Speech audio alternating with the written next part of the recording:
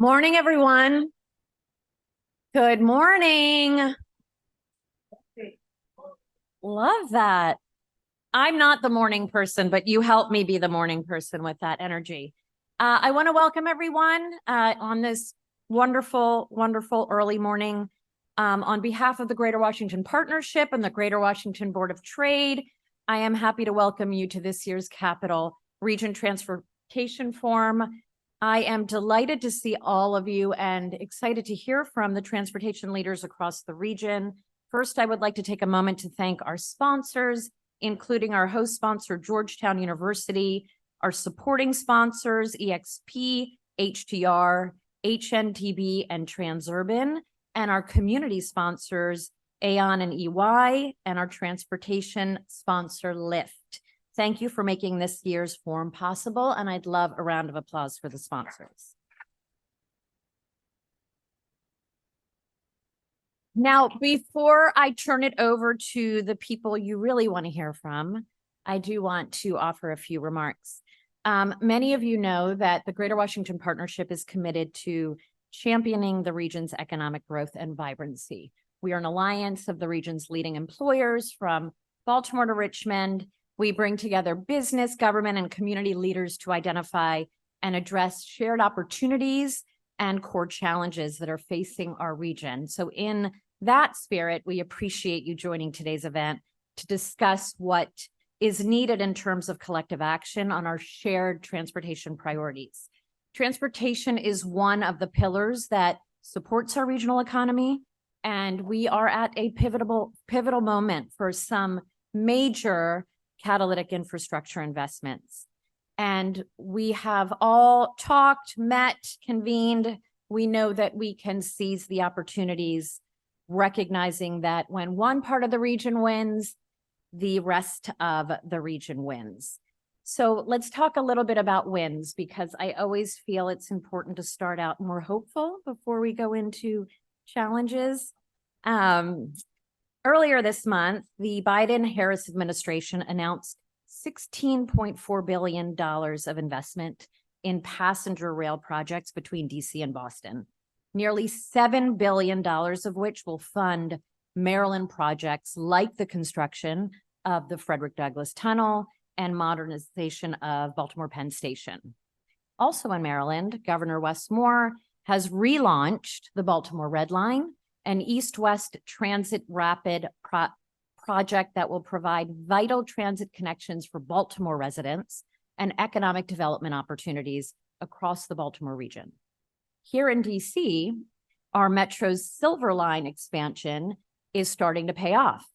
In Dulles Metro Station, which opened last November, it has served more than 1 million passengers, allowing the 60-year-old airport to become the fastest growing U.S. airport for international flights this year. And in Richmond, GRTC is moving forward with their plans to construct a north-south bus rapid transit line following the high success of the existing Pulse BRT line.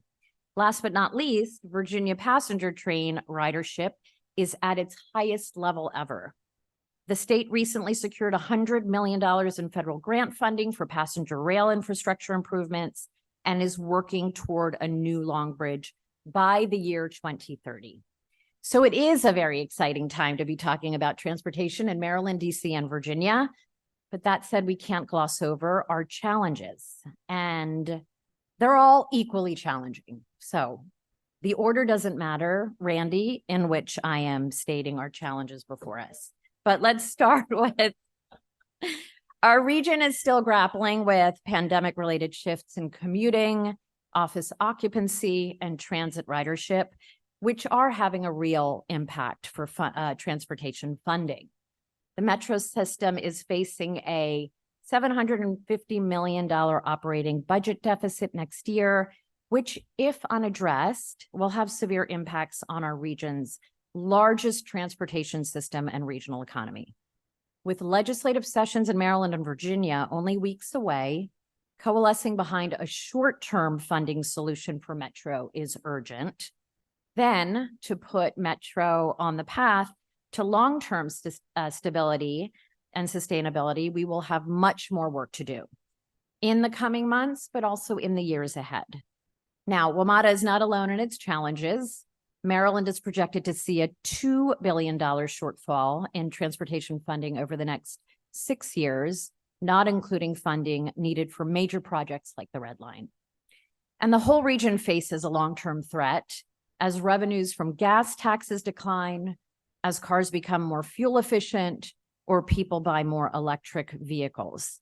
So the conversation that we have slated for today is timely, and it's important that we celebrate our region's transportation wins, but we are also navigating a very uncertain time, and that continued uncertainty caused by the pandemic and the funding challenges facing our transportation agencies create much concern. This is our 6th consecutive year that the Greater Washington Partnership and the Greater Washington Board of Trade have co-hosted this forum and brought the region's transportation leaders together.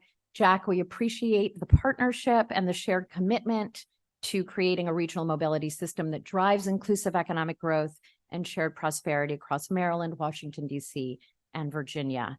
Our two organizations look forward to capturing and executing on ideas that have been generated today. And with that, we will get started. We are excited to hear from many transportation leaders who are here with us. That includes Randy Clark, General Manager and CEO of WMATA, who will provide an update on the state of Metro, and also leaders of the respective departments of transportation from Maryland, Virginia, and DC. But first, to set the table for this conversation, our opening speaker is Dr. Cirillo, professor at the University of Maryland, Maryland Transportation Institute, who will share her research and insights on post-pandemic transportation trends. But before we get to our opening speaker, let me turn it over to David Green, Georgetown University's Chief Operating Officer and our host for today, to say a few words. Thank you, David.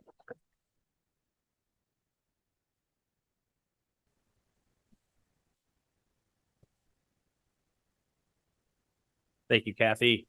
For those of you who I have met, I apologize if I ran by you in the coffee. They had me come down here quickly so we can say hi later. For those of you who I have not met, I am the Senior Vice President, Chief Operating Officer here at Georgetown University.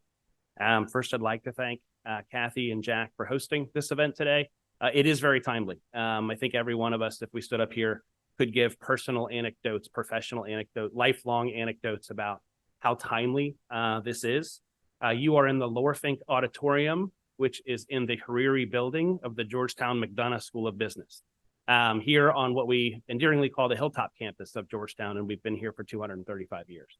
One of the things you may not know, I've been in this city my whole life, and it took me some time to figure it out, is that our law center, one of the largest, most prestigious law centers in the entire world, is actually located not here, but 4 miles away, just north of the U.S. Capitol, just west of Union Station. And so selfishly, I've planted senior leaders from my team throughout this audience to learn what is going to be said here today, because as we start to build out around that law center in what we're calling the Capitol campus, moving 3,000 students from our School of Continuing Studies, moving executive education from our McDonough School of Business, starting a School of Environment in our Earth Commons, and moving our McCourt School of Public Policy down there beginning next fall.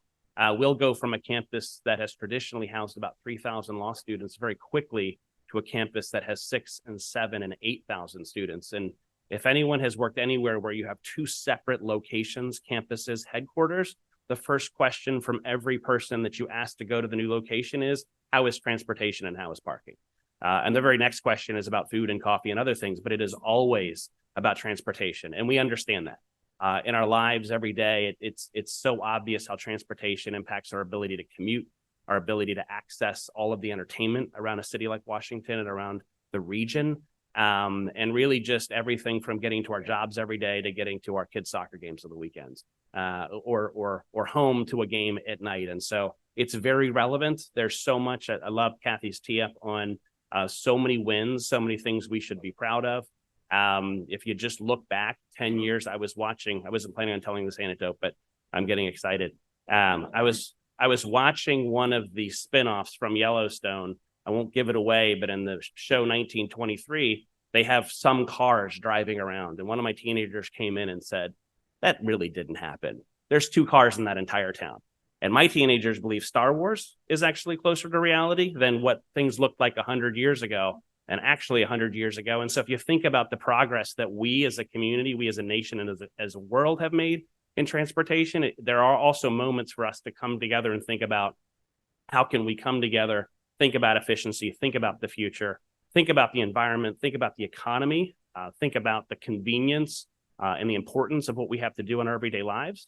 I think the collection of talent that we have in this room is a great group to help solve that. And if there's anything I've learned about being in higher education in Washington for 22 years, the problems that we solve here in Washington and in the region around Washington, Richmond, and Baltimore, the world is watching.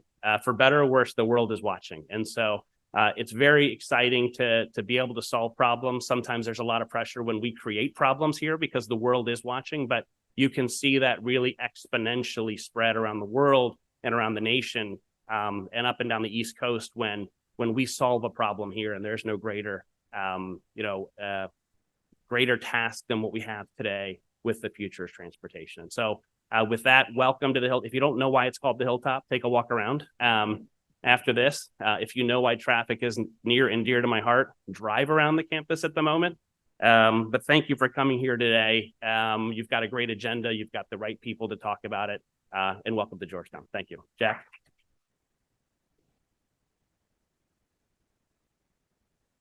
Well, good morning, everyone. Really great turnout today. This is exciting. My name is Jack McDougall. I'm the president and CEO of the Greater Washington Board of Trade. And as Kathy mentioned, we've been happy to co-host this with the Greater Washington Partnership now for 6 years. It seems that our list of priorities continues to grow. It's not shrinking. So there's a lot of work to do, and working together, we'll get it done. Transportation has been a priority for the Board of Trade going back for our entire history. In fact, we were part of the original drafting of the street extension plan in 1900. And of course, as you recognize, only 2 cars on the street. So then it probably made sense, maybe not as much sense anymore. So we have a lot of work to do to figure out what that's going to look like. So we've got a lot to cover today. It's my pleasure to introduce Dr. Cinzia Cirillo. She is a professor at the University of Maryland's Maryland Transportation Institute. This institute brings together researchers from multiple fields to tackle today's most pressing transportation challenges. And Dr. Cirillo will offer some insights regarding our persistent traffic in our region. So I've been kind of curious about this myself, particularly since our offices sit half empty. So why is there so much traffic? And so hopefully she's going to help answer some of those questions for us. So with that, I'd like to turn it over to Dr. Cirillo. Number of questions that are the same question and problems that this audience is probably facing. The first one was about the policy about toll lane. So while Virginia has a clear policy about toll lane and they've built them, it's not clear what Maryland is doing. And, for this kind of project, it's important to have decision that are the same decision for different regions. The second question was about the question that was just mentioned, why with empty office downtown and people teleworking, we are experiencing traffic congestion and increased travel time with respect to the pre-pandemic. So with my researcher, we worked overnight and we have data available at University of Maryland, and we were able to compare travel times from 2019 and 2022. So these are trajectory data. These are data that come from the mobile phone of all of you. And we have data that covers 70% of the American population.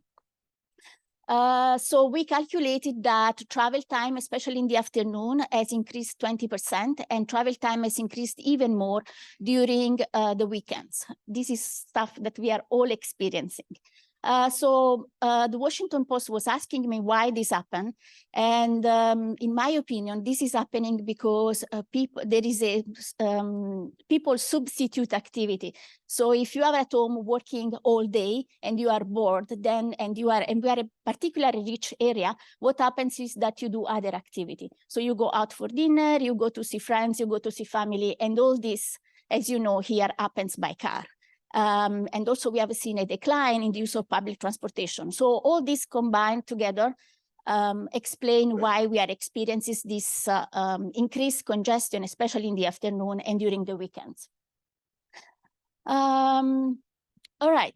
So probably you are familiar with this. This is the RITIS platform. This was actually started by the state of Maryland and now is used by 20 states around the US. And now it's expanding even outside the US.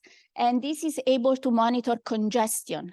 So we observe and we monitor congestion real time everywhere. The thing is that what I'm arguing here is that this is not enough, because in order to make investment, we need to be able to predict what are the consequences of our action or no action when we decide not to do anything. You are probably familiar with this kind of models. This is the state of practice of modeling in transportation. Each MPO has one of these. So this is the classical four-step model. We have one statewide for Maryland. There is one for the district. There is one for Virginia. And so each of us is working with one of these, but this is kind of the old generation. So this is the one for Maryland. You see that this is in communication with the outside world. So here you see the district and you see all these zones. We work by zone. So we calculate how many people from a zone to another, where these people go, and the mode they take and the path. And this is used for all our prediction exercises. All right, so I want to show you a number of, so we are using this kind of models. So here the importance of maintaining this model, because we are using these models to decide, to make decision about investment. And as you know, investment in transportation are huge investment. And as I always say to my students, you don't have a plan B, in the sense that if you spend the money for the wrong project, there is no money left for another project. And so you needed to be sure that what you are doing is the right thing. So this was this started again with an initiative of State Highway Administration, Maryland State Highway Administration. And you know, there is a big incentive now to have complete streets. What is the concept of complete streets? Complete streets is a street where car and pedestrian and bikers and user of public transportation have all space to do to take this mode of transportation. And all this is done in a safe way.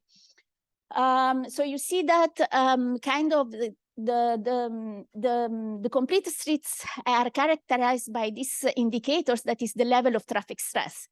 And so this is what we feel when, you know, we are biking or walking in dangerous condition, which is will be level of stress 4, the worst one. And then, you know, if the condition of the streets improve, your level of traffic stress decreases. I don't know if you have been in the Netherlands, but the Netherlands is a good country where every street is a complete street. And you see that level of traffic stress 1 for bikers is the one where bikers are completely separated from the traffic. And so this is the safest possible condition. So we translated this into mathematical models. So, and these are the results visualized. And this is Baltimore. You know, this is the place where a number of investments are going to be made in the future. And so you see a level of traffic stress increasing from left to right, and income from low income to high income. So what you see here is that while there are people, some people walking and biking in Baltimore City, but you know, the richer you are, the less you bike or walk. And there is an effect of the traffic stress so if you improve the condition of the road, then more people will bike and walk. I have another slide like this in which we do this for purpose, for the purpose, so why you are moving around, and there is almost nobody walking or biking for work. And there are a lot of children walking to school in very dangerous conditions in Baltimore City. So this is the application of our model, the old-fashioned statewide model, that we were able to get all this information and visualize this for the decision maker. Okay, I'm now showing here the new generation of transportation model. Well, we are still working on that. These are agent-based. So instead of working with zone, we work with individuals. So we are simulating the choices of the individual in terms of the mobility for the entire Maryland, so 6.5 million of people. So we have information about 6.5 million, and we simulate all their mobility. So here you will see just the district. So you will see on the left side, these are the activities. So what people are doing along the 24 hours, starting midnight, ending midnight. And on the other side, you will see the vehicles, where the vehicles are going. Let's see if the video works.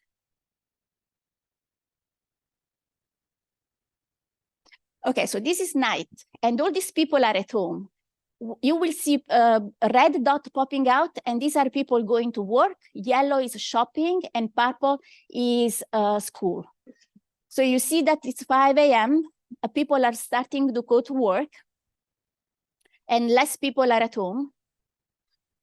You know, a lot of work activity and school activity. It's morning. There are some shopping activities. This is downtown DC. A lot of work happening downtown. Not many people at home. This is noon.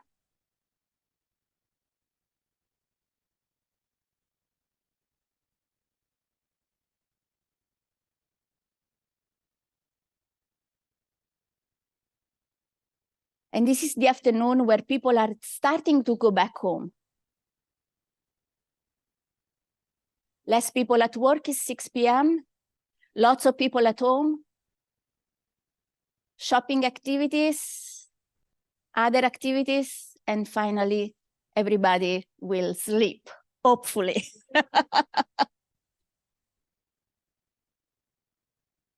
All right, and this other one is the cars. And the red, of course, is congestion. Well, we are still working on this. Congestion can be improved, the way we model congestion, but this is the preliminary results that we have.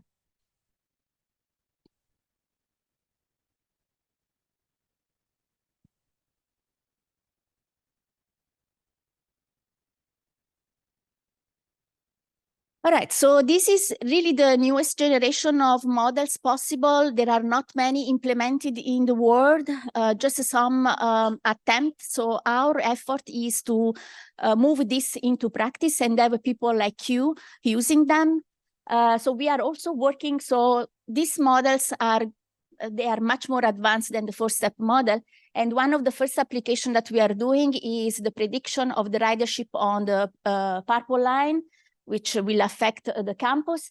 And this is the kind of analysis that you can do. So the forecast of the ridership. Preliminary analysis are on the conservative side of the ridership on the purple line, but this is to be expected because, you know, then other activity will come and more connectivity will be generated by the purple line. And so we expect that over time, this will evolve. I also want to conclude by saying that things like this we are implementing in other countries. In particular in the Middle East, where a lot of, well, now everybody's in Dubai. We are working on the models, the transportation model for Dubai, and, you know, the questions are the same. Multimodality, new mode of transportation, how to incentivize people to use public transportation, how to reduce congestion, how to promote economic growth there. And we have done the same exercises for Qatar before World Championship in 2022. And with this, I will conclude. Thank you. Great, thank you very much. Thank you, Dr. Cirillo. Interesting, and never ceases to amaze me how much data is out there, especially about what we do individually. Kind of scary, actually. All right, so let's talk a little bit. So Metro, Randy is here to share some thoughts with us. You know, as most of you know, and Kathy mentioned earlier, Metro is facing some major financial challenges. as are many other transit agencies across the country. You know, the Board of Trade, GWP, and our partners across the region, we're committed to the long-term viability of WMATA, as it's one of our region's most critical assets for equitable economic growth. You know, we also support the current efforts to address the pending financial crisis, recognizing that serious, and I would say even audacious, actions will be needed to finally resolve the longstanding structural issues and deficiencies that have prevented the agency from operating in an effective manner that we all deserve and expect. But I do want to call out Randy for a minute and just say thank you, Randy, to you and your team for continuing to make significant progress. You've been with us now for 16 months. It's a Herculean task, but you're prioritizing riders, you're improving transparency, you're making critical service improvements, confronting safety concerns, taking action to address issues like fare evasion and public safety. And these steps and others that you've been taking are increasing ridership and improving the rider experience. I ride Metro every day and generally most all the time have a really great experience. Not back to where we need to be though. And so there's a lot more work that needs to be done. We have to continue to reduce costs. We have to stabilize revenues, and we have to strengthen, if not totally reinvent the governance model that Metro operates under. In its current state and its current governance model, WMATA is likely not viable.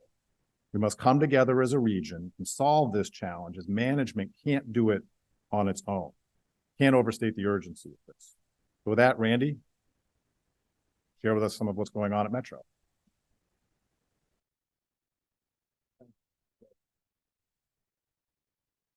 Hey, good morning, everyone. Everyone get some coffee?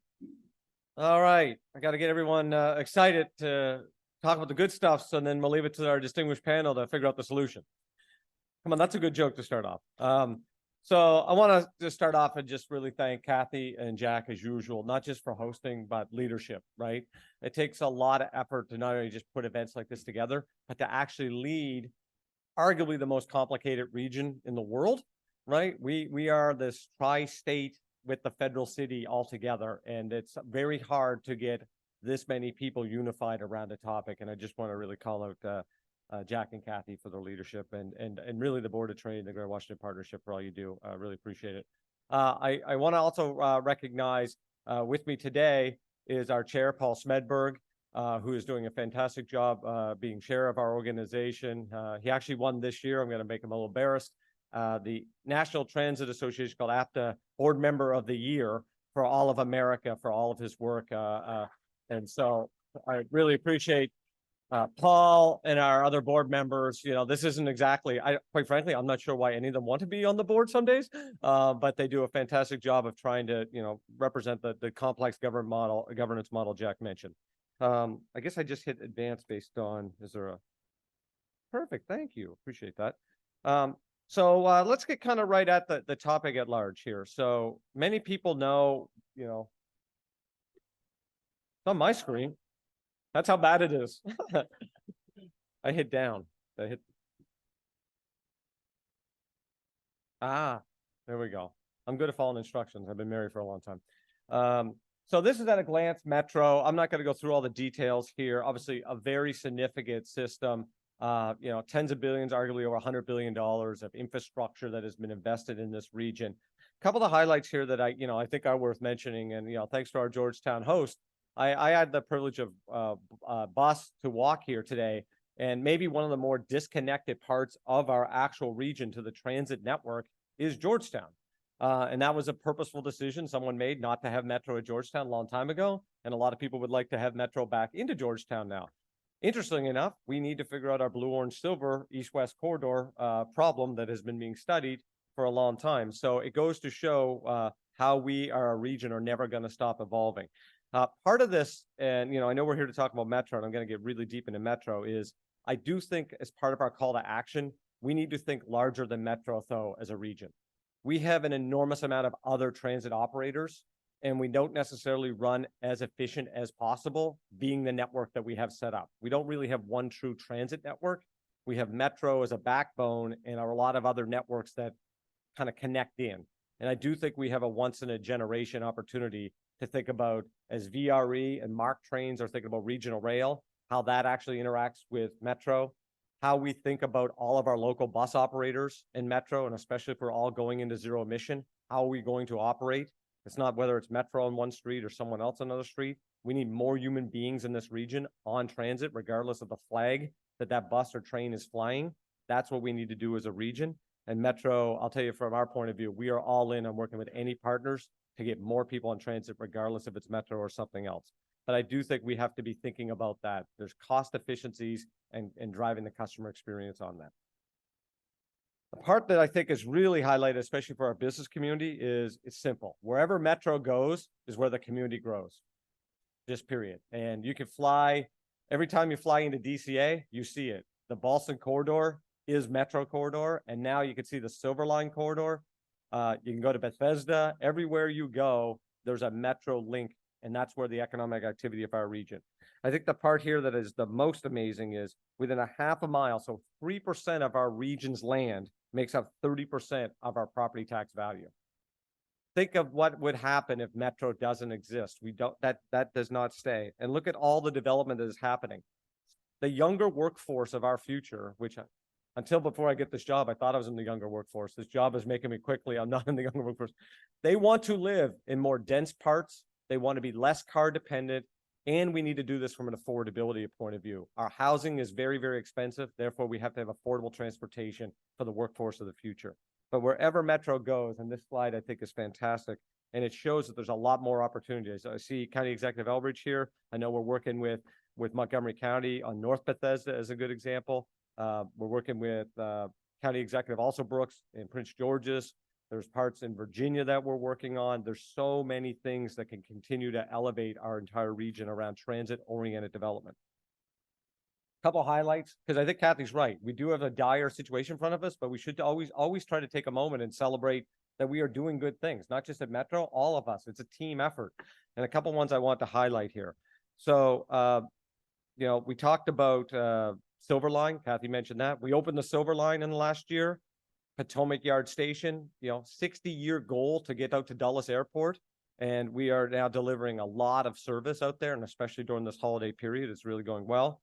We've had our 7th clean independent audit. So that is run by a totally not Metro management, independent clean audit, which is a big deal, as you all know, in an organization to get done.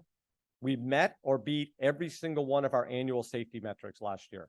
Every single one, period. We are running a safe system.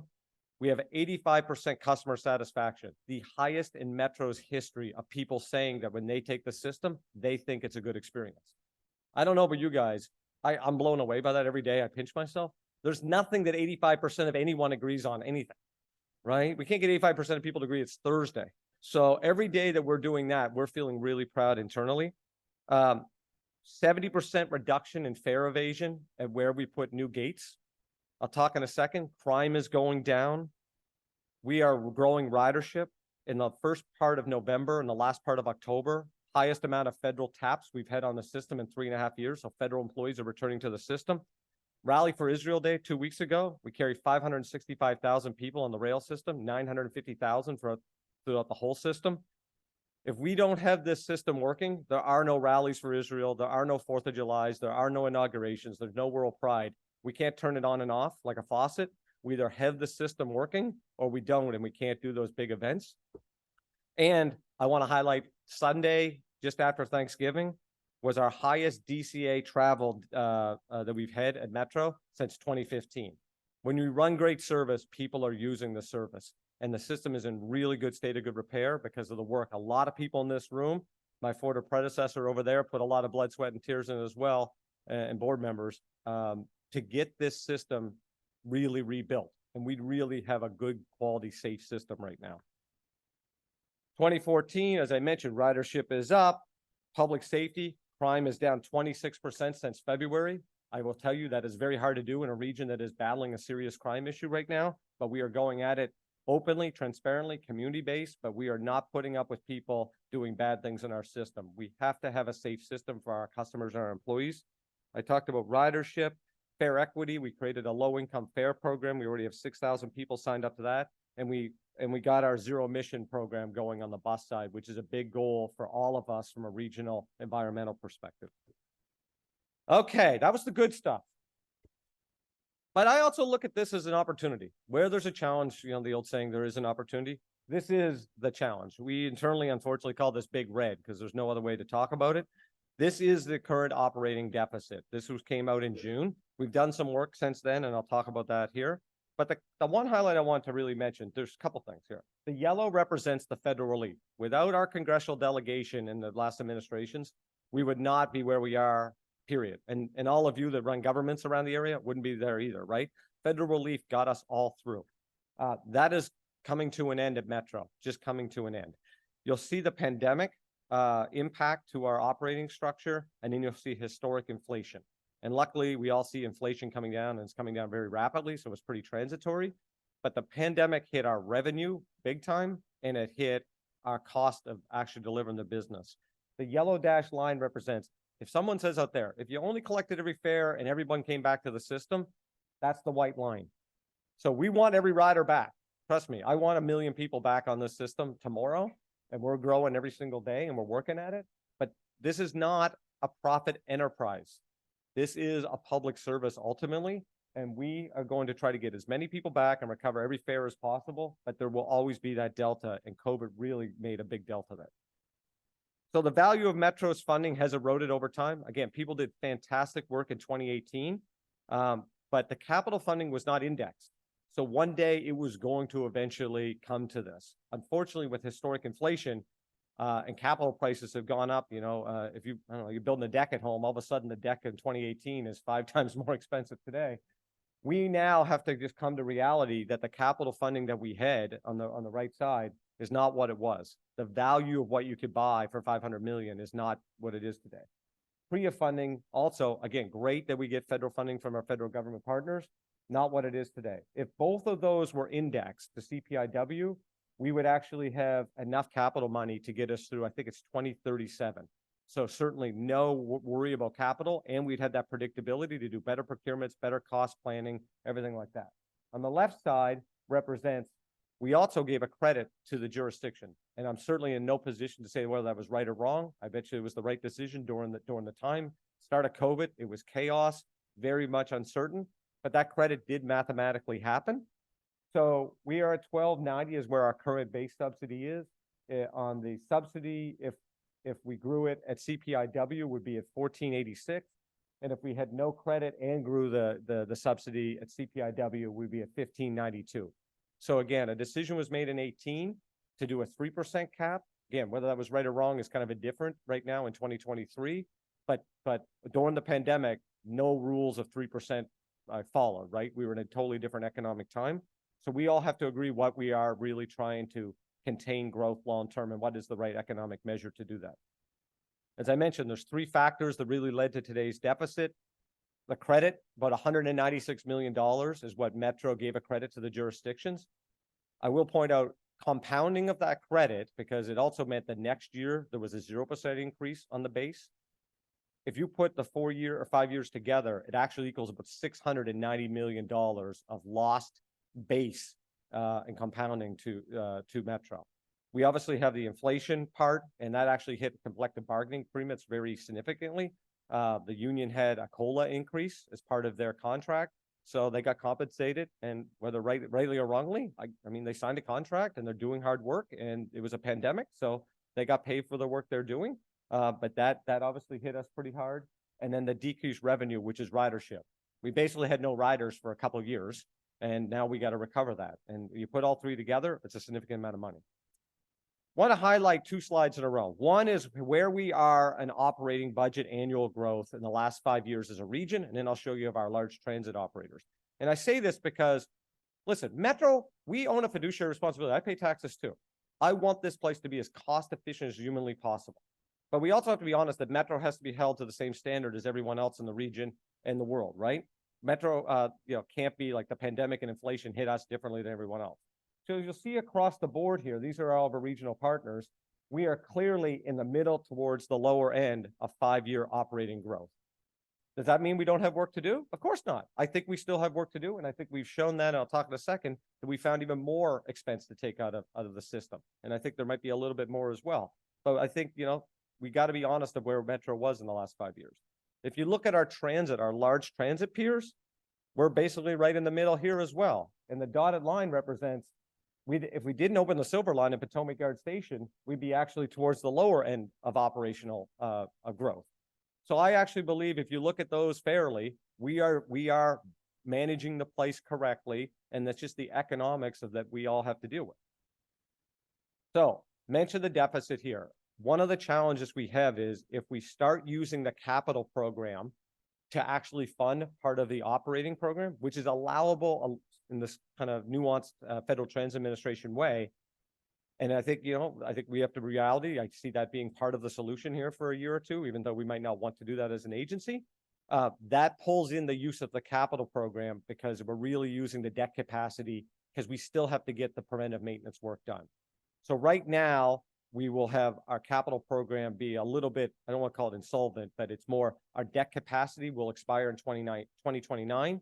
If we use a full transfer, we will then pull that into 2028. And now, hopefully, with the next round of bonds, we will get lower interest rates, which will help manage this a little bit better, cash flow, a lot of that stuff. But, the old saying, stealing from Peter to pay Paul, which is probably a good appropriate analogy at Georgetown University. We got to be real careful of how we do that. And this organization worked really hard to not use capital for operating, which was the historic and got us into a problem. We need to be real thoughtful about what we're doing around that topic. These are the things that put us in at risk if we do that capital program transfer. We need to continue to buy our new trains. Reliability, we're building a new factory, or Hitachi's building a new factory in Maryland, delivering these trains, our zero emission program. Our signaling system is becoming very antiquated, very old. It's going to become the largest reliability problem we have in the whole system. It's almost there right now. And our blue, orange, silver. We still have trains stacked between Roslyn and Stadium Armory from a consistency reliability point of view that we're going to have to deal with. This region is not going to be stagnant for the next 100 years. We need to be thinking what we are more than what we are today. So some of the things I think it's really important to highlight on savings, as I mentioned, where we are in that operating sphere with our peers. Lots of work has been done in Metro long before I showed up here, and you'll see cumulative savings of eliminating positions, hiring freezes back in the past, real estate, ending leases, healthcare savings, a variety of things. This $50 million that you see in yellow represents last year we managed the place. We were able to save $95 million. That's a one-time savings. So we got to the team, we put a cost of task force together. We came up with the ability to save $50 million more in reoccurring savings at Metro out of our administration and kind of non-service delivery side of the organization. For anyone that runs an organization, trying to take $50 million out of something without taking out of service, I promise you, is a very hard and contentious exercise inside of an organization. But we feel confident to do that, and we think it's the right thing to do for all of our funders around the region. Couple key milestones here as I gotta kind of get towards the end here, and I think this is really important. We are in a really crisis point here on timing. Timing of Metro's budget does not line up with other legislative calendars or other budget cycles around the region. It's always been that way. This year just makes it much more challenging. So you'll see in 2 weeks, I'm going to deliver what's called the General Manager Proposed Budget. And it really is the official start of our budget process, the formal budget process. So I will deliver that at our December 14th board meeting. I think it's been pretty clear. We've highlighted this for 8 months. I think everyone should be eyes wide open of large fare increases, very, very, very detrimental service cuts, layoffs. The region that we know will not be the region of the future because the Metro that we're going to talk about is going to be nothing like it is today. Just got to have to be honest about that. We don't have, from a fiduciary responsibility, I can't put a budget together with money that may happen. It's what money we actually have. We are going to be implementing hiring freeze effectively in a few weeks. I'll talk about that in a quick second. Potential layoff notices to our staff starting in January. Obviously, very hard to keep morale and people's head in the game when they're getting layoff notices after we just rebuilt a boat out of COVID for the last year and a half. We really need to get through our board authorization public process because there's a very community-based process around how we do it. There's Title VI analysis and things like that. The 3% cap, both in Virginia and Maryland, basically even if Virginia and Maryland had unlimited amount of money, and I don't think that's the case, but let's say they did, they need to adjust their law to actually flow that revenue into Metro above the actual 3% cap. So I know that there's leaders in this room that are working on that, and we very much appreciate it. We need to get a board adopted budget around April. That's when it's scheduled for, so we can apply for our annual federal grants, and then we can actually start having the team available to run service starting in July. So where it's really challenging is we, by compact, Metro Compact, have to have a balanced budget effective July 1st. We have no taxation authority. We have no revenue authority. So it's up to our partners to determine ultimately how large this organization is to deliver service. To avoid those service cuts, that cap, as I mentioned, has to be adjusted. Metro, at least the Metro GM, and I believe the board is saying, we're not trying to say there shouldn't be a cap. What we're saying is that cap needs to be adjusted to the new reality baseline that takes into account the credit and COVID inflationary pressures. And it probably could be a one-time to get back to a 3% or CPIW. We have to work through our CBA. Our largest CBA expires at the end of next June. That drives a significant cost around us, but it also doesn't align well with this legislative calendar. With the layoffs and hiring freeze, I just want to be, again, eyes wide open and transparent. We are expecting, once we start the hiring freeze with our normal attrition, we will start to see a degradation of service next winter into the spring. There's no getting around that. So even if all the money is solved and we're good for July 1st, the longer a hiring freeze and that uncertainty goes, just as we're probably hitting cherry blossom season, we are going to stop running bus and train trips, which will impact the entire network, and the reliability and kind of the overall customer experience is going to go down. So I think when it's all said and done, I'd leave it, since this is the state of Metro, which is this. The state of Metro, I think, is strong, but very uncertain. And we all have a region have to determine, what do we want Metro to be? Are we going to recover Metro and be that foundation for an amazing region that can rebuild and be something even bigger?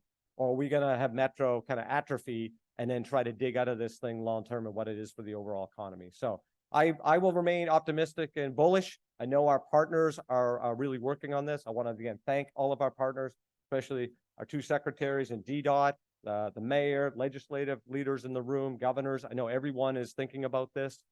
We are here to help in any way possible, and we just thank you for all your support. So thanks for the opportunity to be with you today.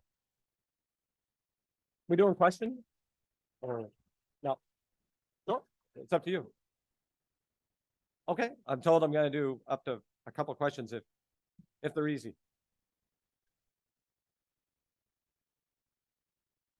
Or not, or we're not. Randy, thank you for the presentation. Brian Jones, HNTB. What conversations are you having with the White House and the federal government about the return to work? We saw the just this morning in Axios, the chief of staff was talking about meeting with the secretaries at the cabinet level about pushing the agencies to get the workers back. We know that that's a backbone of ridership for you. What's the communication like between Metro and the federal government? Yeah, thanks, Brian, for the question. So we've had several really good conversations with OMB and OPM about this. Regina Sullivan, who's next year is our head of government affairs, is kind of at least on a bi-weekly call with all of they have like a kind of an HR lead, like, for lack of better, for all the kind of secretariats. We're also providing data for all of them, and it's interesting that article this morning referenced the data that we continue to give them. So I think our point of view is, listen, we need more people on the system, and I don't care what their purpose is, quite frankly. But the federal government base is fantastic for us because not only is it kind of true people that live here, they all pay, from a federal government point of view, a subsidized fare, which then really drives some fare revenue for us as well. I mean, as an organization, I just believe to run a really good organization, you have to have people present. And I think that's really the message of the president. So I think we got to be careful not to say the federal government needs to come back to support DC or Metro, as much as the real thing should be to run a really good organization. You have to have some physical presence, I think, as an organization, and then we get that secondary benefit of that participation. Yeah. I'll take the lack of questions as everyone agrees we're going to come up with some good money during the holidays. So thanks again.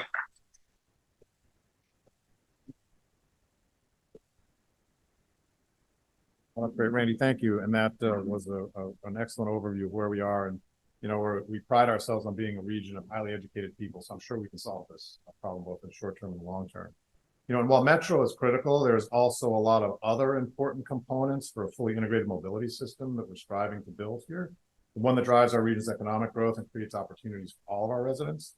And over the years, we've worked on some of the most important infrastructure projects, including the Wilson Bridge, Intercounty Connector.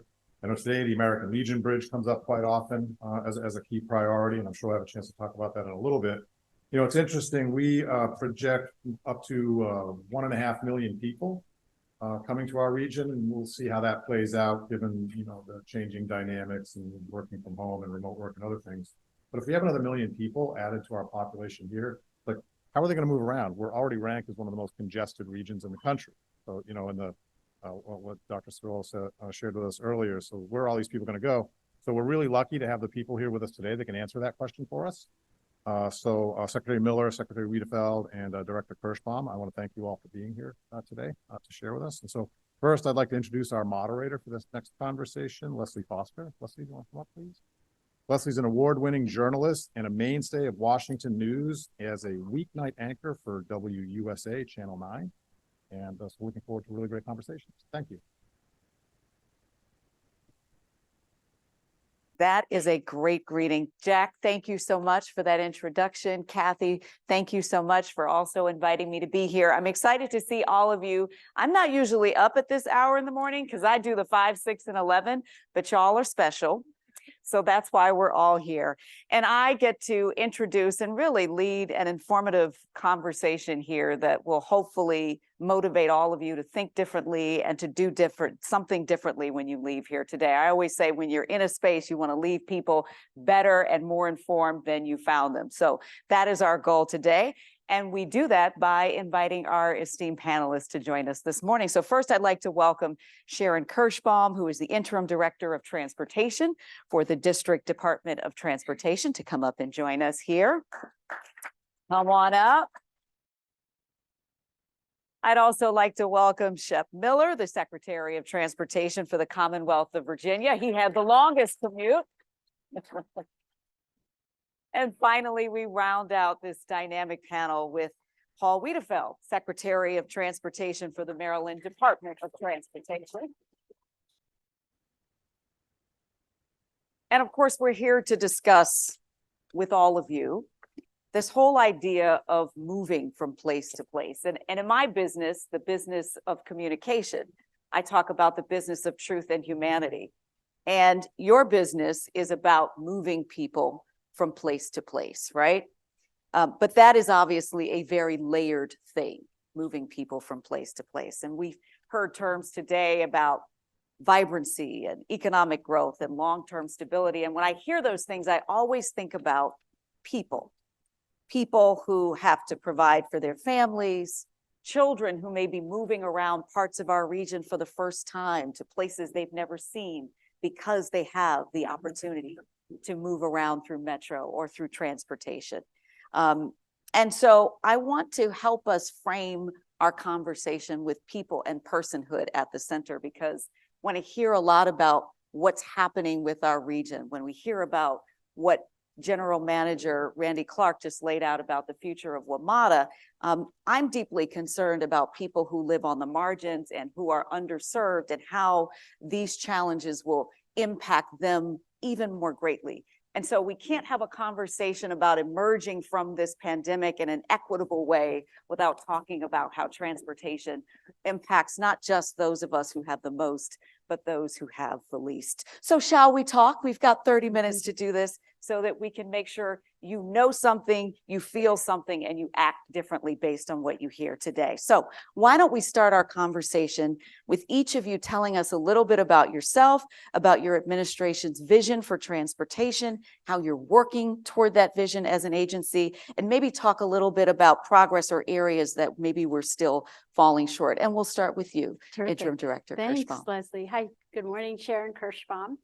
I am now in my, 2 months as interim director. I've been at DDOT as the deputy director for 2 years. So I think I'm probably the newbie. And I'll be honest, I'm also relatively new to the transportation industry. I am, my background has been in local government and federal government, both in DC and other cities, and I've done stints in the private sector as well.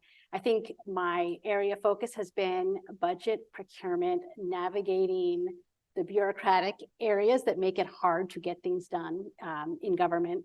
And I'll tell you, my last role in local government here in DC was at the Department of Human Services. And while there, I think I really became sensitized to what it feels like to transact business with the government. At DHS, we provide eligibility determination services for SNAP, TANF, and Medicaid. And while we feel like we're giving people help, that help doesn't always feel like help when it requires multiple stays, waiting in line, having to come back again, having to get the right documentation. So figuring out how to simplify things. What does that business process feel like, whether it's for a TANF recipient or for someone who's in line for a permit? That's really been a lot of my orientation to government, and just keep it easier for people. Vis-a-vis our big vision. So we have the unambitious 25-year transportation plan that is founded on 7 priorities. So I'm going to run through those because I think it is something that we need to continue to move across all components. That involves safety. Safety is probably our North Star, equity, mobility, infrastructure project delivery, maintenance and operations, enjoyable spaces, and sustainability. And I wish I could say we can go all in on any one of those 7, but we really need to keep all 7 in mind. We have done an incredible job, I think, building the infrastructure so that we can have 25% of DC residents live without a car, and they can get to where they need to work, where they need to live, shop, go to religious services, whatever they need. And that's possible. And that is very much because of the infrastructure we've built vis-a-vis bike lanes. Priority bus lanes is our new focus right now, which I'll talk to later. And we have sidewalks that are safe. We have enjoyable spaces. The thing that I am going to just own a little bit, and the question of sort of where are we coming up short, has got to be in the safety area. Safety for us means slowing things down. So I know we had a lot of conversations about congestion, which slows things down, but that is something that we embrace because slow drivers are not resulting in traffic fatalities. In terms of Vision Zero, we are at 45 fatalities this year. That is record high over the past few years. And it is so frustrating. We invest so much in traffic safety interventions. We have an engineering toolkit to help make intersections safer. And we have been doing a really expansive job in that space. The other safety toolkit we have is automated traffic enforcement. We are introducing 470 cameras, whether it's speed cameras, red light cameras, stop sign cameras, to again, get people to slow down and to comply with traffic laws. And we have, in addition to enforcement, education. And we are relaunching some education efforts to change behavior. But at the end of the day, we are seeing that these traffic fatalities are often being caused by reckless and distracted drivers, and we don't have a good toolkit for that. We can tell this because a lot of the fatalities are involving the occupant in the vehicles, and that's really a sign of really driving at incredibly high speeds. So we're coming up short with that goal. We are far from zero, and we're really struggling with how to target that subset of incredibly dangerous drivers where the perfectly engineered intersection and ample traffic enforcement is not going to stop them. Secretary Miller, can you tell us a little bit about yourself? I know you had the longest commute of all of us here today, and tell us a bit more about. Just a hop, skip, and a jump. Just a hop, skip, and a jump. Leslie, thank you. And let me thank the Board of Trade and the Washington Partnership, Jack and Kathy, and particularly Georgetown for letting us be here. David, I think who's gone on to get back to work perhaps. What a great places. What a beautiful facility, and one of the premier institutions of higher learning in the country and in the world, actually. So it's just great to be here. I was in the Amazon headquarters yesterday, the new Amazon headquarters, which is stunning. This place is equal. This is a great facility here. So glad to be here. Leslie, unlike most of the folks involved in this work, I'm not a transportation professional. I'm not a government professional, if you will. I worked in government the first time in 1980 for 3 months when I was in the Senate of Virginia working as an aide. And I haven't worked in government since until 2 years ago. So I'm back. I'm a business guy from Hampton Roads. have spent my whole life there, and I was a defense contractor, sold my business and retired, I thought. But I've been on the transportation board for 8 years on and off, and the governor asked me to come help, so that's why I'm here. And excited to be here. It's a great time to be in transportation. It's a great time to serve the Commonwealth, and I got a fantastic boss, and so we're really excited to be here. In Virginia, my governor likes to say, Governor Youngkin likes to say, Virginia needs to be the best place to live, work, and raise a family. And that's really what it's all about. And transportation is a critical piece of that. As you know, our vision in Virginia is to have the very best transportation system in the world. Not just the safest, not just the most efficient, not just the most cost-effective, but all the above of that. And we're working really hard to do that. And thankfully, because of many people that came before me, we have the third largest highway system in the country, and we're ranked the best highway system in the country by the Reason Foundation this year for cost effectiveness and performance. So that's not really my doing. As you know, you inherit these things and you sort of hold on and try to set your own piece for the next administration. But a lot of people worked hard to get there, and we're certainly part of that. And transportation in Virginia, you know, transportation is diverse in Virginia. In my job, I'm the secretary. I don't run the department. That's an agency. But I have everything from VDOT and to space. So we're launching missiles out of Wallops Island, or rockets out of Wallops Island, I should say, to the space station. I thank you for being ever so clear about that. Rockets, because we might have to have a side Rockets conversation if there was something else going on. Rockets out of Wallops Island, which is on a huge growth curve, by the way. Very exciting. We've got DMV. You know, DMV was sort of a mess in Virginia, frankly. And through just pure management, Randy, pure management, no money, no systems, no new stuff. We took the average wait times when you go to the DMV across the Commonwealth from 38 minutes pre-COVID to 8 and 9 minutes today. So people going in there are saving 25 minutes on average. Millions and millions of people that visit the DMV. So it's just a huge savings. And we did that just by getting the employees to focus on what was important, helping them to understand this has all been employee driven from the bottom up, grassroots. We pointed at stuff and said, how do we make this better? And we formed teams, and it's just been fantastic. So we've got that. We're working hard on our Smart Scale process. Smart Scale is our award-winning and innovative process where we rank and score transportation projects in Virginia to determine which ones bring us the most bang for the bucks. And we've been doing that for about 8-10 years now. We're in the process of tweaking that a little bit to make it even better than it is. So we're excited about that. And then we just want to make sure that we maintain the assets that we have. And that's part of what the Reason Foundation talked about. And Sharon talked about safety, and I'll talk a little bit more about that a little bit later, but she's right. Safety is a huge problem. Virginia much bigger, of course, in footprint. We lost over 1,000 people last year. 1,000 people. And I say this all the time. Imagine if we had 3 airplanes crash in Virginia every year with 333 people on it. Every year, year in, year out, they crashed. Everybody died. What would we do? It would be very different than what we do here. And the problem here is we've gotten used to it. And it's 1 here and 2 there and 1 here and 3 there. And you just read it every day in the newspaper. And unfortunately, or maybe fortunately, I see them all. I get texts every day. Yesterday, we had somebody killed walking across the train track. Young boy.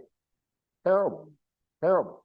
So we're really focused on that, and we've convened a group in the state government between transportation, public safety, to really focus on this. And how do we get that down? And frankly, to Sharon's point, we're not going to engineer this out. Engineering is not the problem. It's a part of the problem. It's a small part of the problem, frankly. It's driver behavior, right? And the only way to engineer that out is educate and enforce, right? You just can't keep somebody, you can't engineer somebody from walking across the street at night and dark drunk. I don't know how to fix that, right? I can't fix that in an engineering way, not in a practical way. So we've got to do better. And my goal is to bend that curve. And as I said, we got 1,000. Thankfully, we're down this year so far, and I'm keeping my fingers crossed. We're down a little bit, but if we could bend that curve 15%, everybody who is in here now wouldn't be dead, and otherwise you would be. Think about that. Think about the impact of that. If we can do that as transportation leaders, and I could save 150 people every year in Virginia, or 300 or 400, year after year after year, imagine the impact. And so that's what we want. That's what we're about. Secretary Wiedefeld, you spent time both in Maryland and in DC and in Virginia. And you are not a stranger to most people here in the room or me. But tell us a bit more about your priorities now, where you are. If I could, let me just start off picking up where the secretary just ended. I often get asked, what keeps you up at night? And the only thing that keeps me up at night is just those issues. Someone dying on our system, either one of my employees, one of our contractors, or one of our users, whether it's on a facility or one of our services. It's what kept me up at Metro. It was what drove a lot of decisions there, was how do we not have that happen under our watch?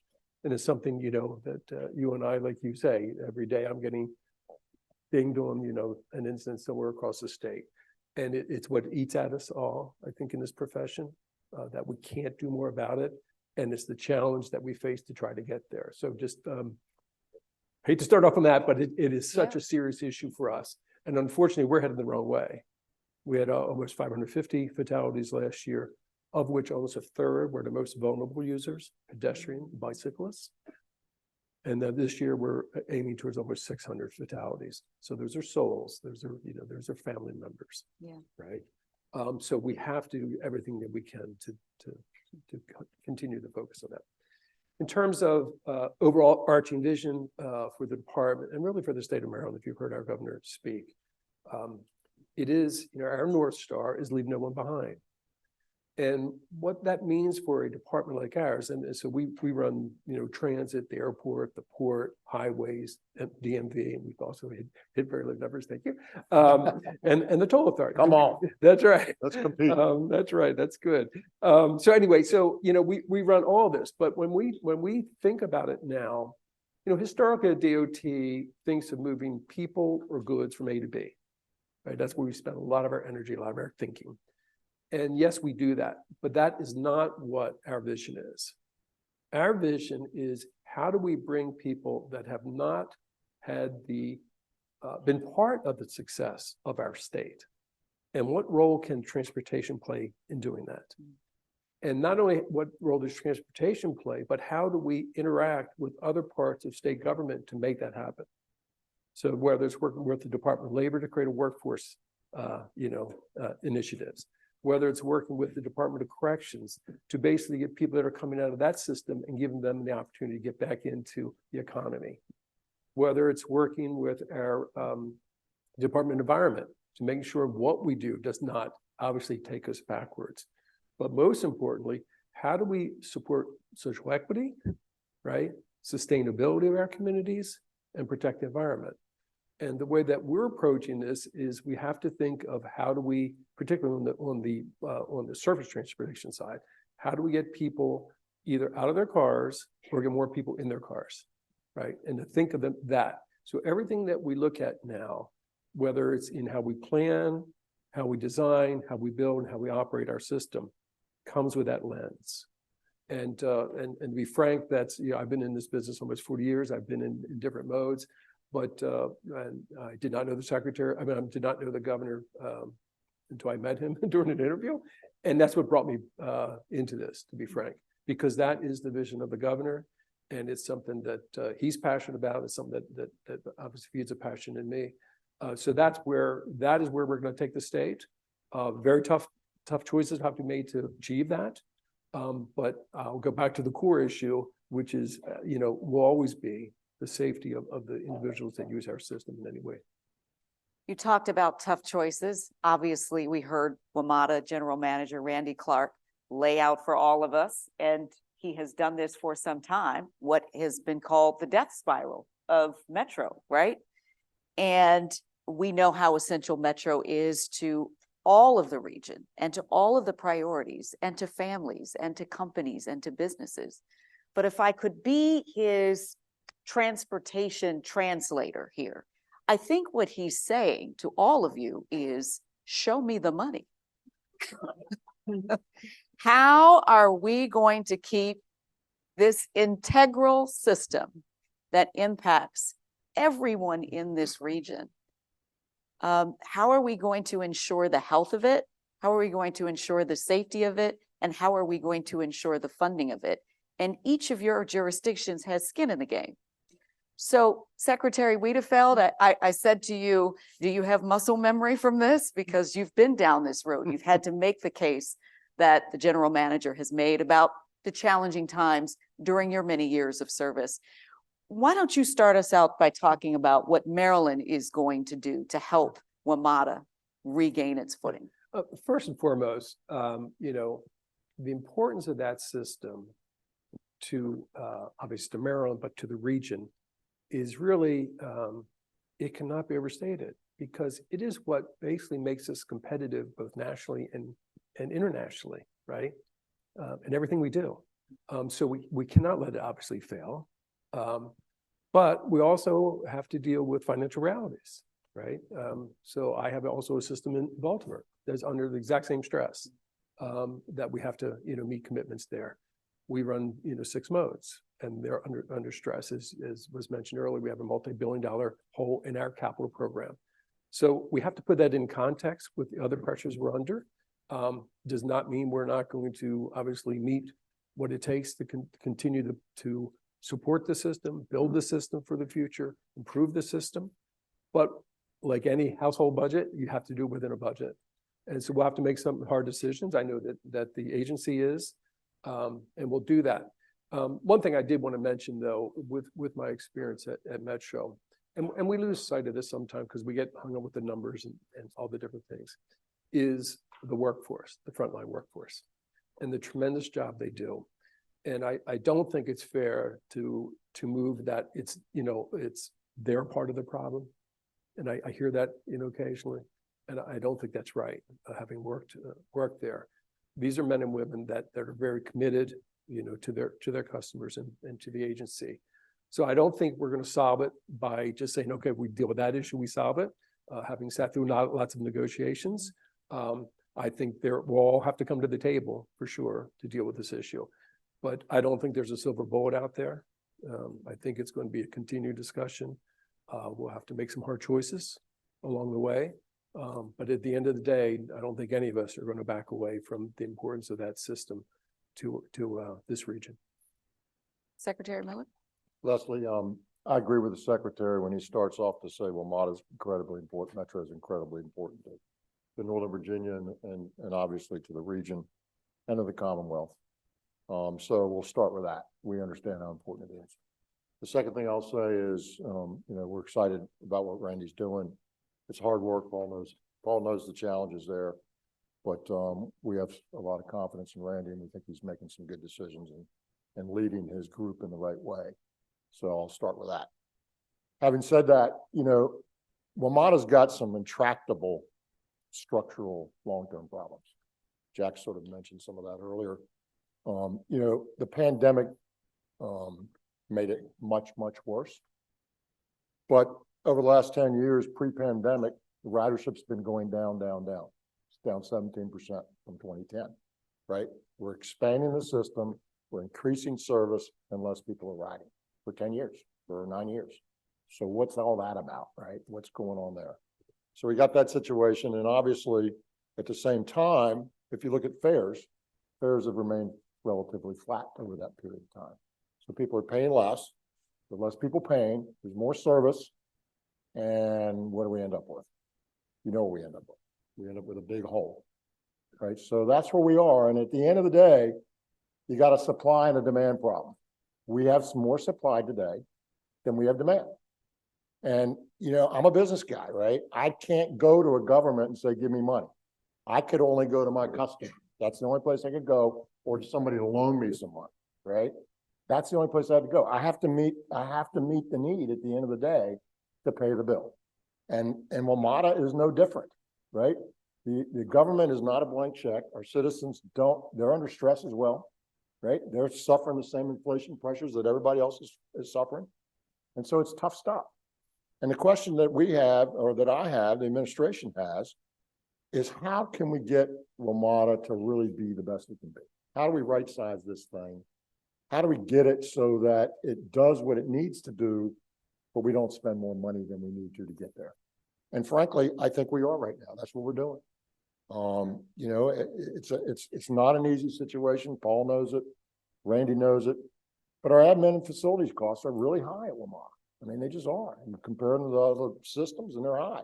And there's some vagaries in the data and so forth, but you lump it all together, you just look at it, and our costs are high at WMATA. They just are. And our service, you know, we've got a service level this year that's the highest we've ever had. Highest service level we ever had. And yet our ridership is way down. So you can't keep chasing that. It costs too much money to chase it. And the question is, how often does a service need to be viable to bring people to the system? How often does that have to be? I got on at the station, the news station out in Crystal West, Capitol Landing a few weeks ago, and a beautiful place. It's really going to be great for that region, for that area. And I looked at the fare to Boston. It was the last stop on that line, and it was about $5, right? And it was running really fairly regularly, every few minutes, 6, 7, 8 minutes, whatever it was. It was pretty regular. It was good. And I just picked up my phone and called Uber. What does it cost me to get to Uber? Or Uber to go to Boston? And it was like $28 in tolls, right? And how many minutes it was. And so that was the option I had, right? And I should have called Lyft. That's what I should have done. So I did. But in any case, the point is, those were my options, sort of, right? And like, it should have been $7 instead of $5. Should it run, you know, 30% less? I don't know the specific answer, but I can tell you that you can't just keep chasing that. The other thing I would tell you is that the fares are flat. There still is tremendous fare evasion. And listen, I just don't know why we accept that. And now, obviously, WMATA's fighting back on that. But go pull the data. It's on the website. Go pull the data and look at the fare evasion by station. You got stations at 50, 60% fare evasion. 15, 60% of the people that get on don't pay. Right? That's a problem. If 50, 60% of my customers in business didn't pay, I'd be out of business. Right now, Randy showed us the slides. We know that fares aren't everything, and there's subsidies in here, but everybody's got to do their part. So I'm looking for WMATA to come forward to us and see it and show us some real hard choices. And some of that is going to be, some of that's going to be people, some of that's going to be service, some of that's going to be fares, but it's got to all work together. And at the end of the day, you don't want to kill the system. You don't want to put it in that death spiral. Nobody wants that. What Randy showed us is true, and it's important. And so I think we just got to get serious, and we just can't afford what we can't afford, but we still got to deliver what we need to do the things. Well, I would say WMATA would certainly say they're doing their part around fare evasion. There's been a lot of procedures put into places and certain stations where there have been problems with fare evasion, which have also been controversial too, right? Some people say, well, wait, why should we do all of this stuff? It may be harsh. Obviously, there are other people who say, wait, we can't lose all this money. So it seems to be a straddled line that everybody is having to walk here on that. And certainly Randy Clark can talk more about that. And if there are questions about that, maybe we can get to that at the end. Leslie, let me just say this. So you brought it up. I just can't go there. I mean, I don't know. I can't grasp the concept that fare evasion is okay. I just can't grasp that. That's coming into my store, picking up a loaf of bread and walking out the door without paying for it. I don't know why that's okay. I just not. If you need bread, I get it, but like I need it too. And so it's just, you know, I'm not talking a little bit. I'm talking 50 and 60% in these stations. Unfortunately, and you know, this is not a bash or WMATA thing, but facts are facts. The last board meeting, we looked at the buses, right? 28.5 million bus trips in last quarter. 8 million were paid. 8 million out of 28 were paid. 20 million riders didn't pay. They fare evaded, or the system didn't work. What do you do with that? Well, You there's got to fix that problem. So listen, nobody wants WMATA to succeed more than the people sitting up here. Everybody understands how important it is. But we've got to, and it's not a for-profit business, as Randy said. Nobody's looking for a profit here. We're just trying to balance the books, and we got to balance supply and demand. We've got to do that. We have to find a way to do that. Director. Sure. Kirschbaum. Just to add and acknowledge, yes, so WMATA's survival is the district survival. We're all in, and we know that there's some incredibly hard choices ahead for everyone, and we appreciate that Randy's leadership is here to help shepherd through this really challenging time. I do want to add something to the supply and demand concern, and one of the things that we're, as the district, is really trying to help support is to drive demand, because that is a lever that we have. So priority bus lanes has been key to that. If people are sitting in a car and they see the bus zipping past them, that actually now becomes a viable commuting option for them. If they see the buses stopping and delayed, then suddenly that's not going to be a choice to get out of the car. We built 12 miles of priority bus lane. We're halfway to our goal.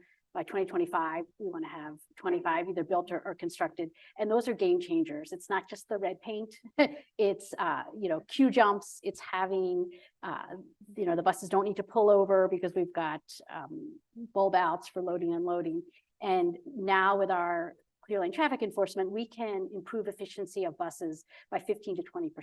So that makes it an option that people may not have had before, or have considered before. And even helping bridge that last mile. If people are getting off the metro and think it's still a 15-block walk, but we have scooters and bike share readily available with bike infrastructure that makes them feel safe doing it, then suddenly the metro becomes an option. So we need to go all in to help improve that demand so that people are getting out of their cars. Because again, we are nowhere near where we were pre-COVID, and we need to, as Randy showed, we need to go back not only to where we were before, but really drive ridership even well beyond that. So I'm going to move us through these next questions individually for all of you so that we can get them answered. And hopefully if you all have questions, we'll get to that. So forgive me if I'm moving this a little more rapid fire. Secretary Wiedefeld, let's talk about what's happening with the Moore-Miller administration. Back in August, the department announced a new path forward to address congestion mobility issues on 495, on I-270, the American Legion Bridge. Can you talk a little bit more about this vision and where that currently stands? Sure. The governor's committed, obviously, to try to take on some of these issues head on, but in a different approach. That, as you know, that project had a history where it was moving in a certain direction. That changed, the business model changed with the partner that we had in that.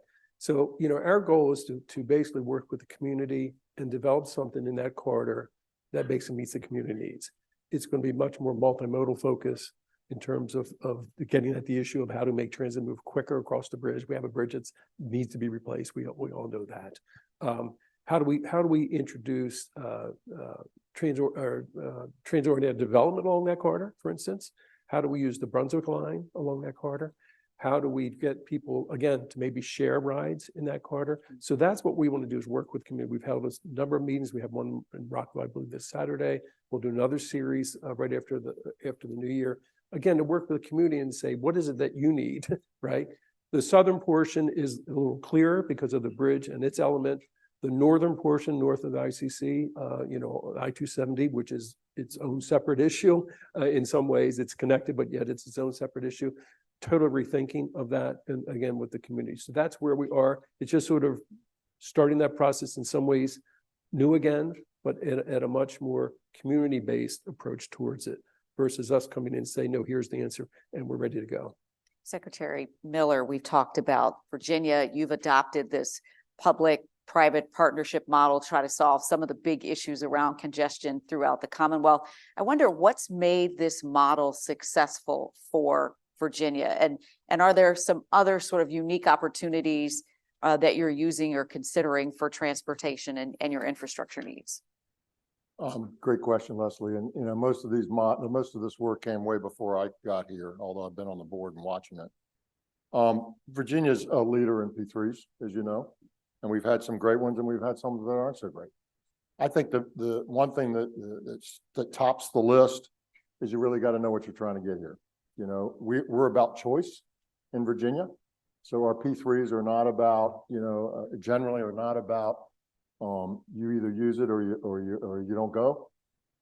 We have that down in the Hampton Roads region in one particular area, and it's a difficult situation.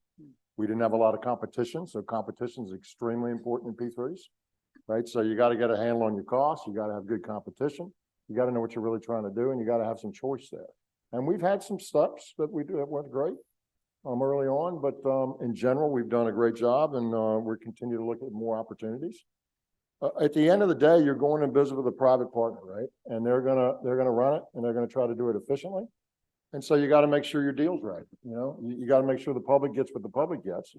The great thing about P3s and choice, though, and I'm a little bit late to the game on this.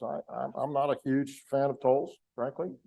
And we could have a long session on that, and we could go through all that, but we won't do that here today. But at the end of the day, when the private sector offers an alternative, offers a choice, and you don't have to do it if you don't want to. If you take it, the people that don't do it are helped, and you're helped, and you decide to do it. It's just like, do you want a nicer dinner or do you want a lesser dinner? And people have a choice, and it makes a huge difference. And so we've been successful in Virginia doing that. We'll continue to look at opportunities to do that. We're looking at them right now for additional opportunities there. And we'll continue to chase that until it doesn't make sense to do so. But it's really been good for Virginia, and we'll continue to make sure it is. Director Kirschbaum, we know DC has several major long-term projects, programs in the works. So how are you thinking about these projects and programs as part of the larger regional transportation system? And how is that going to be key for helping with this vision for better mobility across the region? Sure. I think I need to manage expectations a little bit in terms of the scope of our infrastructure projects. I know when the bill money came out, people had big ideas and they were really excited, and those numbers seemed big. And an earlier speaker talked about the fact that our construction costs have been going up so dramatically that much of those new dollars are actually helping us pay for those projects that are already in the queue. And our first and foremost priority has got to be really the sort of restoring our bridges. We have 3 bridges that are in poor condition, so that's got to be at the head of the queue. Teddy Roosevelt, H Street Bridge by Union Station, and our Benning Road Bridge. So those are really quickly coming out, and we're starting solicitations this year on those. 395 HOV Bridge Lane. These are not exciting, fun, new things. These are getting the bridges in the condition they need to be, but we've got to, with limited resources, focus on sort of the fundamentals. And we have some really fun things too. We're still working on a deck over in DuPont Circle to make it really an open space that can be used for public enjoyment and not just for commuting and traffic. And then our 11th Street Bridge project, which is something very close to my heart. We've used the abandoned piers when we redid the 11th Street Bridge, and we're going to have a park that's going to connect Anacostia to the Navy Yard. It's going to be state-of-the-art and iconic, and that's also moving quickly.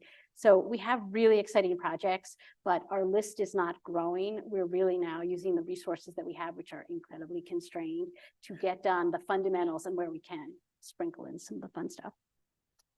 This is really interesting stuff to hear, all these projects that are coming together, because as you move across DC, Virginia, and Maryland, and you see all of these things happening, you wonder, okay, when is this going to be done, and what's next, and what's happening? And you talked about bridges, which are also so very important to the District of Columbia. When we have those issues where pedestrian bridges have been hit and things have come down, that has literally cut people off from other parts of the city. So when people ask about bridges and why they're so important, they are building bridges for people to go places, to get to these important services and things that they need. And it's important to remind people of that. To close us out, I wonder if each of you could share one key priority, I should say, whether it's transportation related or transportation adjacent, whether it's about land use or funding, that is going to be essential, you all think, to realizing what your administration's visions are for not just your jurisdiction, but for the entire region. And would you like to start us off, Secretary Whitaker? Actually, I mean, I have to go back to the safety issue. Yeah. It's just- I You're mean, stealing my thunder. yeah. Oh, I mean, it is like I talked about before. So some things we're doing there is looking at our complete streets program, for instance, hasn't been looked at in over a decade. And what can we do to make sure that we're keeping people safe? Yes, there's going to be the incidents of the person in the middle of the night and doing whatever they're doing, but there's many other incidents where it's things that maybe we can do differently, or incorporate the ability to even walk at the beginning of some of these projects where we provide the facilities. You saw the graphic earlier that the professor showed that yes, you can do this, but it's an investment, it's choices, you know, as the secretary's mentioned before. So that is something I think it's this region, it's, you know, I have 24 counties, that is an important issue across the state of Maryland, everywhere I go. That is really the number one issue I generally always hear about. It's really interesting that all of you are centering on this, because I know as a journalist, it seems to us that we are covering far more of these tragedies. I mean, I think last week in Riverdale Park with the 2 young children crossing the street with a father, just trying to get to school, and they are hit and killed. And you can't even imagine what their families are grappling with now. So to hear all of you say that this is on your radar in a different way tells us that there is something that we have to do behaviorally as well, right? 100%. Whether we're walking or whether we're biking or whether we're behind the wheel, we all have to be part of the solution here. Secretary Miller? Let me double down on that, Leslie, because it's just, you know, as we've pushed and pushed and pushed to get bike ped in, right? We've done more of that, and for good reason, good stuff, right? I don't know how many of you all have had this experience, but I got hit by a car on a bike, broadside, T-boned, and I flew. It's the only time I've ever flown, for real. And it was great till I came down, and then it wasn't so great.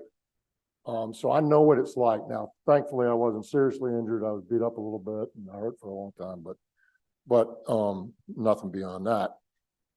The point is we introduce more bike ped. You know, if you hit a car at 20 miles an hour, 2 cars hit, generally people don't die. You hit a bicyclist at 20 miles an hour, or pedestrian with a car, not a good outcome. And as we put more people in there, you talked about Amsterdam earlier, somebody talked about Amsterdam. I love that city, by the way. But as you put more people and you don't do it the right way, you're just creating the problem, right? And I'll give you an example.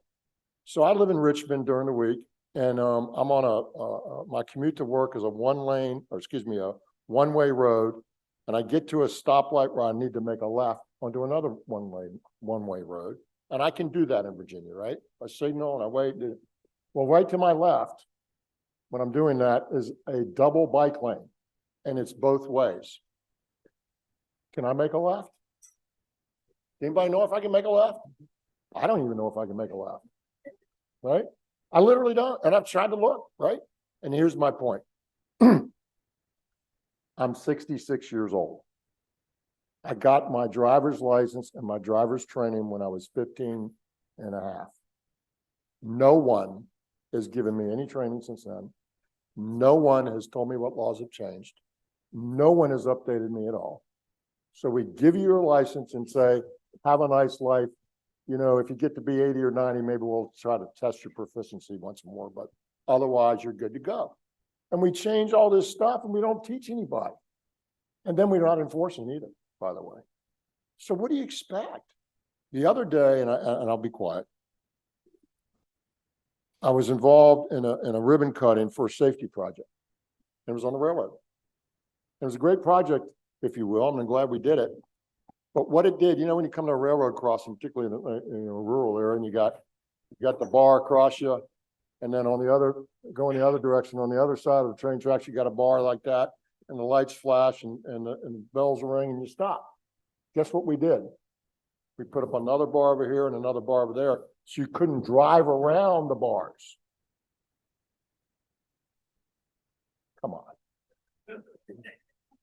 And we'll spend millions of dollars doing that because somebody decides to drive around the bars. What do you do with that? I mean, where does it end? Right? I want to educate and enforce and stop spending money to save people from themselves on engineering and hard cost stuff. We've got to educate and enforce. And the education is the key because people don't know the rules. They don't. And we don't do anything to tell them. And I don't think it's any different in DC or Maryland or anywhere else in the country. And we've got to start doing that somehow or another. Interim Director Kirschbaum, I'll let you have the final word. Thanks, Leslie. I don't think I need to underscore more on the safety piece. I do want to say one thing that we're looking at that runs a little counter to the theme of complete streets is really now looking at complete networks.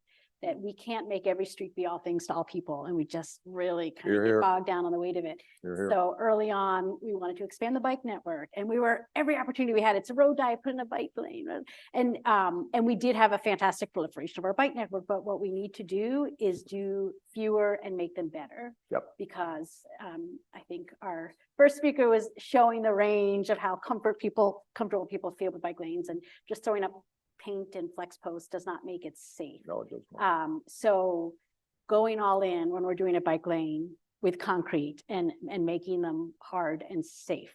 And that means that we're not going to do one on every street. And we're going to go all in on bus lanes and make some streets where we are going to have rapid, efficient buses. And then we're going to have others where people are going to be able to drive and use those really for commuters in. So that's just one piece of kind of think how we've been evolving our thinking.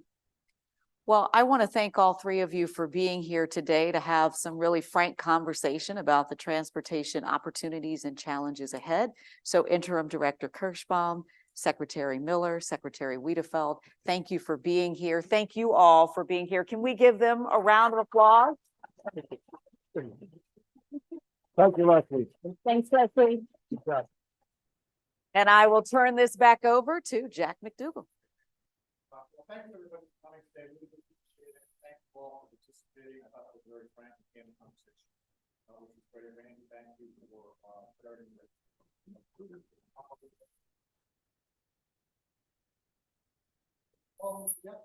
There we are. Solve these challenges, and there's a lot of. Thank you, and happy holidays, and everyone have a good one. Yeah, be safe. Yes.